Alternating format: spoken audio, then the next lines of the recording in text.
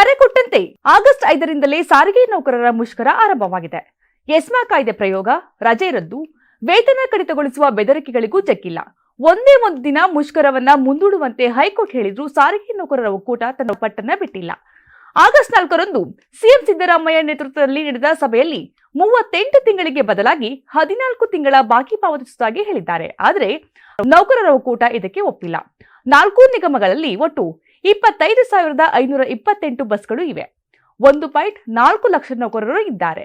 ಪ್ರತಿನಿತ್ಯ 1.17 ಕೋಟಿ ಜನರು ಪ್ರಯಾಣ ಮಾಡ್ತಾ ಇದ್ದಾರೆ. ಇದೀಗ ಸಾರಿಗೆ ಬಸ್ಗಳ ಸಂಚಾರ ಸ್ಥಗಿತದಿಂದಾಗಿ ಪ್ರಯಾಣಿಕರು ಪರದಾಡುವಂತಾಗಿದೆ. ನೌಕರರ ಮುಷ್ಕರಕ್ಕೆ ಪ್ರತಿಯಾಗಿ ಸಾರಿಗೆ ಇಲಾಖೆಯು ಕೆಲವು ಸಿದ್ಧತೆಗಳನ್ನ ಮಾಡಿಕೊಂಡಿದೆ. ಎಲೆಕ್ಟ್ರಿಕ್ ಬಸ್ಗಳ ಓಡಾಟ, 11,000 ಖಾಸಗಿ ಬಸ್ಗಳ ಸಂಚಾರಕ್ಕೆ ಅನುಮತಿ, ಗುತ್ತಿಗೆ ಆಧಾರದ ಮೇಲೆ ಚಾಲಕರನ್ನ ಬಳಕೆ ಮಾಡಿಕೊಳ್ಳುತ್ತಿದೆ. ಸರ್ಕಾರಿ ಬಸ್ಗಳ ಪ್ರಯಾಣ ದರವನ್ನೇ ಖಾಸಗಿ ಬಸ್ಗಳು ಪಡೆಯುವಂತೆ ಸೂಚನೆ ನೀಡಿದೆ.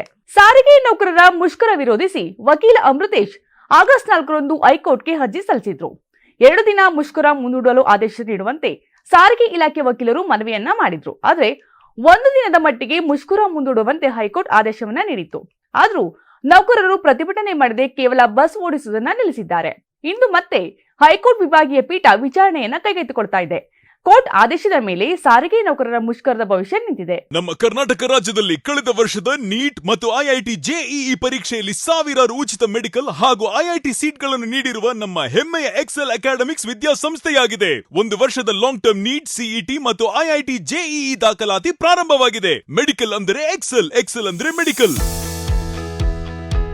ನಾನು 86 kg ಇದ್ದವಳು 71 kg ಬಂದಿದ್ದೇನೆ. ವಯಸ್ಸಾದ್ಮೇಲೆ ಸ್ಮಾರ್ಟ್ ಆಗಿ ಕಾಣ್ತೀರಾ ಅಂದ್ರೆ ಜಿನ್ನಿ. 126 kg ವೇಟ್ ಇದ್ದು ನಾವು ಈಗ 114 kg ಲೆಕ್ಕ ಬಂದಿದ್ದೀವಿ. ಯಾವುದೇ ಸೈಡ್ ಎಫೆಕ್ಟ್ ಆಗಿಲ್ಲ. 84ರಿಂದ 50 kg ಬಂದೆ. ಆಮೇಲೆ ಸಣ್ಣಗೆ ಫಿಟ್ ಆಗಿದ್ದೀನಿ. ಅದಕ್ಕೆ ನಾನು ಯೂಸ್ ಮಾಡ್ತಾ ಇರೋದು ಜೀನಿ ಸ್ಲಿಮ್.